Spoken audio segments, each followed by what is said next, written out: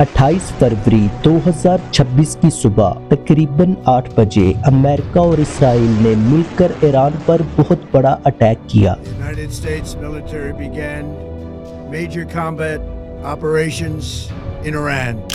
इसी रात अमेरिकी सदर ट्रंप ने सोशल मीडिया पर एक पोस्ट की, खामेनेई दुनिया की तारीख का सबसे बुरा इंसान मर गया है। ट्रंप ने दावा किया कि ईरानी अवाम के लिए अपना मुल्क वापस लेने का बेहतरीन मौका है और उसने ये वार्निंग दी कि ये अटैक्स पूरा हफ्ता जारी रहेंगे जब तक अमेरिका अपने गोल्स पूरे नहीं कर लेता। लेकिन उस रात ईरानी मीडिया ने खामेनेई के मरने की कोई भी कंफर्मेशन नहीं की थी। इसकी दो वजूहात हो सकती हैं। एक तो ईरान में मुकम्मल ब्लैकआउट और इंटरनेट बंद था और दूसरी वजह कोई खास प्लान भी हो सकता है। रमजान के इस महीने में जब लोग रोजे के बाद सोकर उठे तो ये खबर उनके लिए किसी कयामत से कम नहीं थी, क्योंकि शहीद होने वाला ये शख्स कोई आम इंसान नहीं था बल्कि अमेरिका और इसराइल को ललकारने वाली एक मजबूत आवाज था।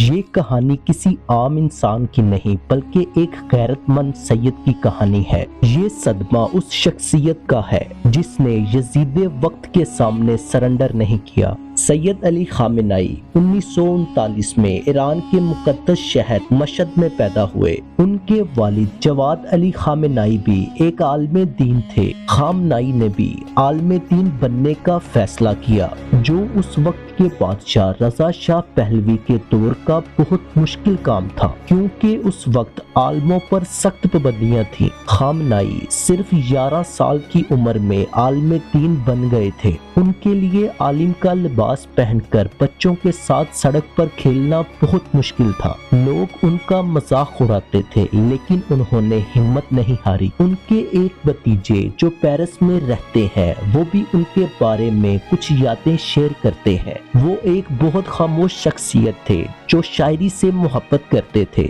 उनमें कुछ भी ऐसा नहीं था जो उनको दूसरों से अलग या अजीब बनाए। खामेनेई इमाम खुमैनी के बहुत बड़े सपोर्टर थे। उन्होंने मुल्क के अंदर रहते हुए इनकलाब का पैगाम फैलाया और इस दौरान 6 बार गिरफ्तार भी हुए। जेल में उनका वास्ता मुख्तलिफ सोच के लोगों से भी पड़ा। खामेनेई एक बहुत अच्छे इंसान थे। वो छोटी छोटी चीजों पर मजाक भी करते थे। 1979 में इनकलाब कामयाब हुआ और शाह की हुकूमत गिर गई। इमाम खुमैनी ने ईरान की बुनियाद रखी। इसी दौरान खामेनेई पर एक कातिलाना हमला हुआ जिसमें उनका दायां बाजू हमेशा के लिए मजूर हो गया। 1981 से 1989 तक वो ईरान के तीसरे सुप्रीम लीडर रहे। इमाम खुमैनी की वफात के बाद उन्हें सुप्रीम लीडर मुंतखब किया गया। इन्होंने ईरान की एटमी प्रोग्राम की हमायत में एक फतवा जारी किया कि बड़े पैमाने पर तबाही मचाने वाला हथियार हराम है।